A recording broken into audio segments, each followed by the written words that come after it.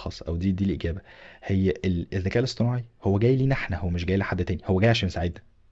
هو جاي عشان يخليك ان انت تقدر ان انت تتعلم البرودكتيفيتي بتاعتك، تقدر انت توجد حل بشكل اسرع، تقدر ان انت تختصر على نفسك، تكسب وقت اكبر. انا اعترف ان الكوبا، يعني الجيت هاب كوبالت، اختصر على اكتر من 40 ل 60% من الوقت من كتابة الكود. ما طب شاء الله. وقت ده مش كان مهدور؟ اللي ده كان وقت، كان مهدور. وقت كان مهدور ليه؟ انا ستيل انت بتكتب بويلر في اوقات كتير، انت بتكتب بويلر بليك كود. طب لما هو كتبه مكانك، انت بقيت بالنسبه لك عندك كده صفاء ذهني ان انت تقدر تفكر بقى في حل المشكله دي. زي انت بتيجي تكتب عندنا، بتيجي تكتب موديل كل شويه، فجاه لما الاقي هو كتب الموديل مكاني، الموديل ده كان هياخد مني 5 دقايق، هو خد مني 30 ثانيه. طب مم. الوقت ده اقدر ان انا استغله في حاجه تانية افضل وافضل وافضل. فهو جاي يساعدنا، هو مش جاي ضدنا. فنقطه ان احنا مهم. نقطة إن إحنا نبقى ضده، يعني سامحني شوية، بسميها شوية من السذاجة، هي دي سذاجة من مهم. الشخص إن هو يكون شايف إن هي حاجة ضده.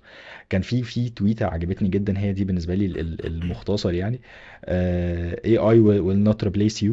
ال AI مش هتستبدلك، but the human use AI will. الشخص اللي بيستخدم ال AI هو اللي هيستبدلك، مش ال جميلة. AI هو اللي هيستبدلك. صحيح. ف فهي دي بالنسبة لي جملة بتختصر الموضوع بشكل عام. فهي طول موجودة، استغلها تختصر عليا وقت، استغلها تعلم صحيح. البرودكتيفيتي بتاعتي، استغلها تخلي ان انا احنا وبالاخص احنا المجال بتاعنا منتلي اكتر. فلما انا اكون وفرت 60% او 40% او حتى 10% من المجهود الذهني اللي انا ببذله في اليوم، طب ده انا مش هوفره لحاجة تانية افضل؟